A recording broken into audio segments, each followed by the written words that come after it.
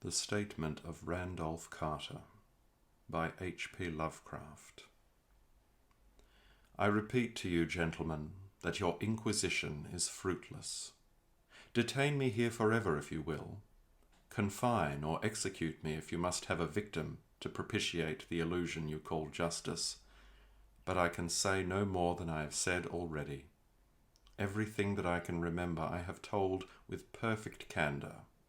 Nothing has been distorted or concealed, and if anything remains vague, it is only because of the dark cloud which has come over my mind, that cloud and the nebulous nature of the horrors which brought it upon me.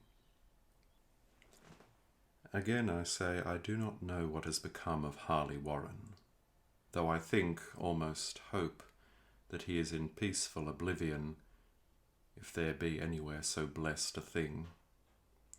It is true that I have for 5 years been his closest friend, and a partial sharer of his terrible researches into the unknown.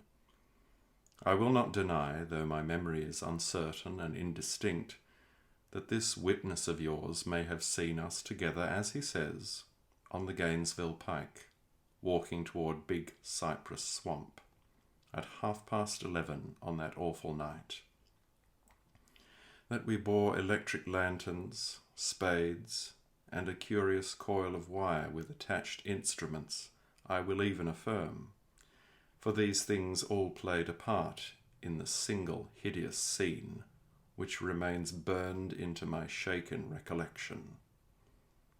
But of what followed, and of the reason I was found alone and dazed on the edge of the swamp next morning, I must insist that I know nothing save what I have told you over and over again. You say to me that there is nothing in the swamp or near it which could form the setting of that frightful episode. I reply that I know nothing beyond what I saw. Vision or nightmare it may have been. Vision or nightmare I fervently hope it was, yet it is all that my mind retains of what took place in those shocking hours after we left the sight of men. And why Harley Warren did not return, he or his shade, or some nameless thing I cannot describe, alone can tell. As I have said before, the weird studies of Harley Warren were well known to me, and to some extent shared by me. Of his vast collection of strange, rare books on forbidden subjects, I have read all that are written in the languages of which I am master. But these are few as compared with those in languages I cannot understand. Most, I believe, are in Arabic, and the fiend-inspired book which brought on the end, the book which he carried in his pocket out of the world, was written in characters whose like I never saw elsewhere. Warren would never tell me just what was in that book. As to the nature of our studies, must I say again that I no longer retain full comprehension? It seems to me rather merciful that I do not, for they were terrible studies, which I pursued more through reluctant fascination than through actual inclination. Warren always dominated me, and sometimes I feared him. I remember how I shuddered at his facial expression on the night before the awful happening, when he talked so incessantly of his theory, why certain corpses never decay, but rest firm and fat in their tombs for 1,000 years. But I do not fear him now, for I suspect that he has known horrors beyond my ken. Now I fear for him. Once more I say that I have no clear idea of our object on that night. Certainly it had much to do with something in the book which Warren carried with him, that ancient book in undecipherable characters which had come to him from India a month before. But I swear I do not know what it was that we expected to find. Your witness says he saw us at 11:30 on the Gainesville Pike, headed for Big Cypress Swamp. This is probably true, but I have no distinct memory of it. The picture seared into my soul is of one scene only, and the hour must have been long after midnight, for a waning crescent moon was high in the vaporous heavens. The place was an ancient cemetery, so ancient that I trembled at the manifold signs of immemorial years.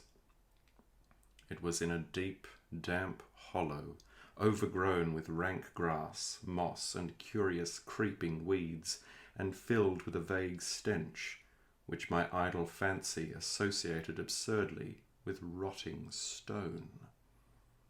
On every hand were the signs of neglect and decrepitude, and I seemed haunted by the notion that Warren and I were the first living creatures to invade a lethal silence of centuries. Over the valley's rim, a wan, waning crescent moon peered through the noisome vapours that seemed to emanate from unheard-of catacombs, and by its feeble, wavering beams I could distinguish a repellent array of antique slabs, urns, cenotaphs, and mausolean facades, all crumbling, moss-grown, and moisture-stained, and partly concealed by the gross luxuriance of the unhealthy vegetation. My first vivid impression of my own presence in this terrible necropolis concerns the act of pausing with Warren before a certain half-obliterated sepulchre, and of throwing down some burdens which we seem to have been carrying. I now observed that I had with me an electric lantern and 2 spades, whilst my companion was supplied with a similar lantern and a portable telephone outfit. No word was uttered, for the spot and the task seemed known to us, and without delay we seized our spades and commenced to clear away the grass, weeds, and drifted earth from the flat, archaic mortuary. After uncovering the entire surface, which consisted of 3 immense granite slabs, we stepped back some distance to survey the charnel scene, and Warren appeared to make some mental calculations. Then he returned to the sepulchre, and using his spade as a lever, sought to pry up the slab lying nearest to a stony ruin, which may have been a monument in its day. He did not succeed, and motioned to me to come to his assistance. Finally, our combined strength loosened the stone, which we raised and tipped to one side. The removal of the slab revealed a black aperture from which rushed an effluence of miasmal gases so nauseous that we started back in horror. After an interval, however, we approached the pit again and found the exhalations less unbearable.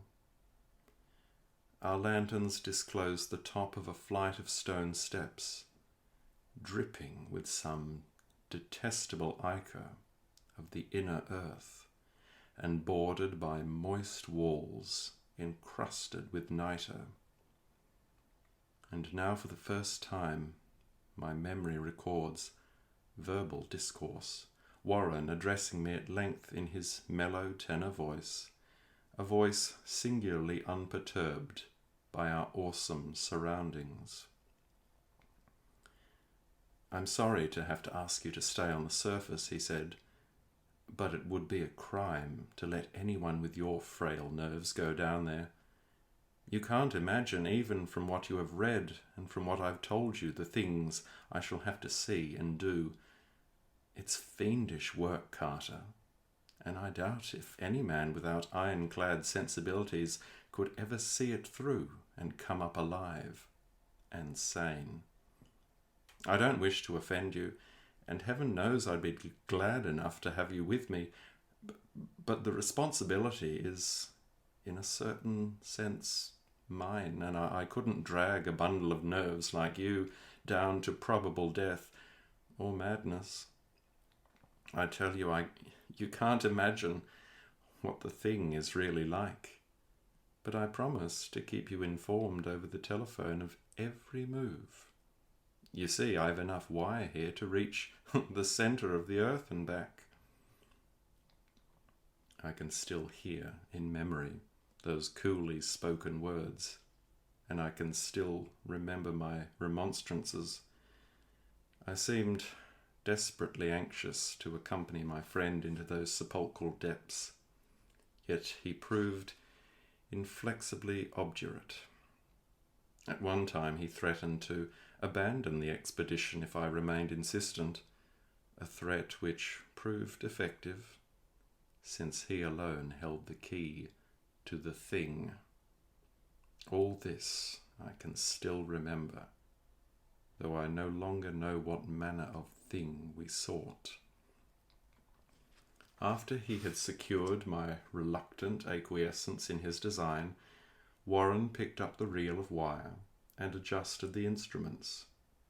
At his nod, I took one of the latter and seated myself upon an aged, discoloured gravestone close by the newly uncovered aperture. Then he shook my hand, shouldered the coil of wire, and disappeared within that indescribable ossuary. For a moment I kept sight of the glow of his lantern, and heard the rustle of the wire as he laid it down after him. But the glow soon disappeared abruptly, as if a turn in the stone staircase had been encountered, and the sound died away almost as quickly. I was alone, yet bound to the unknown depths by those magic strands, whose insulated surface lay green beneath the struggling beams of that waning crescent moon. In the lone silence of that hoary and deserted city of the dead, my mind conceived the most ghastly fantasies and illusions, and the grotesque shrines and monoliths seemed to assume a hideous personality, a half-sentience.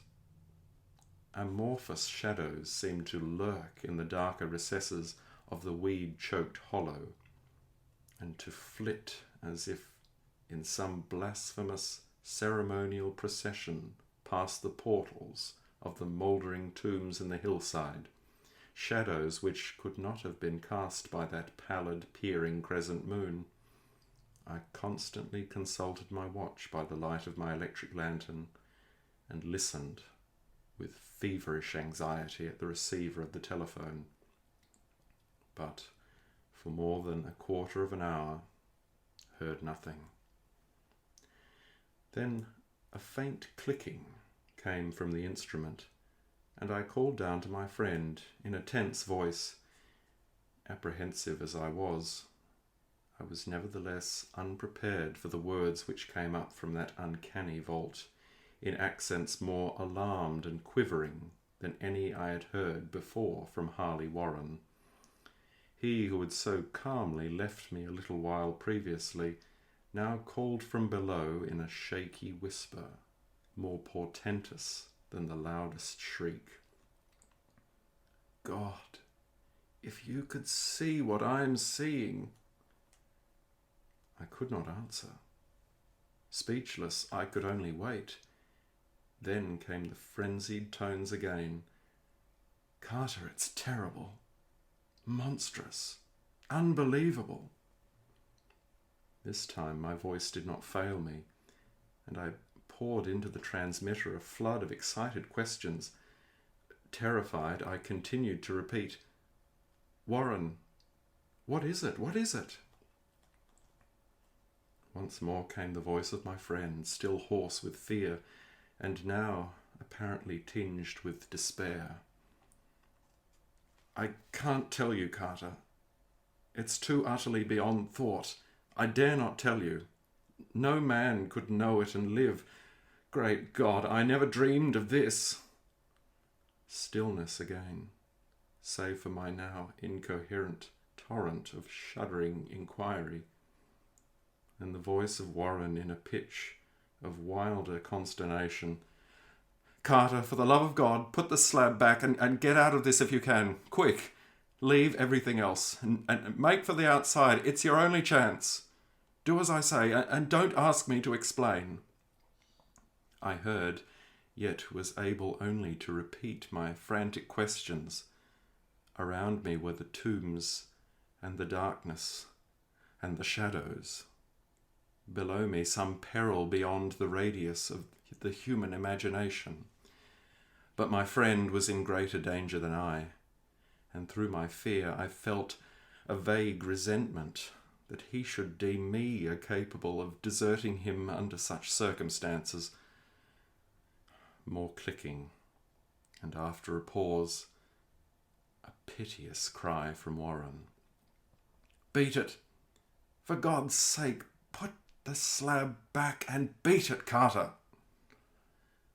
Something in the boyish slang of my evidently stricken companion unleashed my faculties. I formed and shouted a resolution. Warren, brace up. I'm coming down. But at this offer the tone of my auditor changed to a scream of utter despair. Don't! You can't understand. It's too late. And my own fault. Put back the slab and run. There's nothing else you or anyone can do now. The tone changed again, this time acquiring a softer quality, as of hopeless resignation, yet it remained tense through anxiety for me. Quick, before it's too late. I tried not to heed him, tried to break through the paralysis which held me and to fulfill my vow to rush down to his aid. But his next whisper found me, still held inert in the chains of stark horror. Carter, hurry. It's no use. You must go. Better one than two. The slab. A pause, more clicking, then the faint voice of Warren. Nearly over now. Don't make it harder. Cover up those damned steps and run for your life. You're losing time. So long, Carter. Won't see you again. Here Warren's whisper swelled into a cry that gradually rose to a shriek fraught with the horror of the ages. Curse these hellish things! Legions! My God! Beat it! Beat it! Beat it! After that was silence. I know not how many interminable eons I sat stupefied, whispering, muttering, calling, screaming into that telephone. Over and over again, through those eons, I whispered and muttered, called, shouted and screamed, Warren! Warren, answer me! Are you there? And then there came to me the crowning horror of all. The unbelievable, unthinkable, almost unmentionable thing. I have said that eons seemed to elapse after Warren shrieked forth his last despairing warning, and that only my own cries now broke the hideous silence. But after a while, there was a further clicking in the receiver, and I strained my ears to listen. Again I called down, Warren, are you there? And in answer, heard the thing which has brought this cloud over my mind. I do not try, gentlemen, to account for that thing, that voice, nor can I venture to describe it in detail, since the first words took away my consciousness and created a mental blank which reaches to the time of my awakening in the hospital. Shall I say that the voice was deep, hollow, gelatinous, remote, unearthly, inhuman, disembodied? What shall I say? It was the end of my experience, and is the end of my story. I heard it, and knew no more. Heard it as I sat petrified in that unknown cemetery in the hollow, amidst the crumbling stones and the falling tombs, the rank vegetation and the miasmal vapours. Heard it well up from the innermost depths of that damnable open sepulchre, as I watched amorphous, necrophagous shadows dance beneath an accursed waning moon. And this is what it said. "You fool, Warren is dead."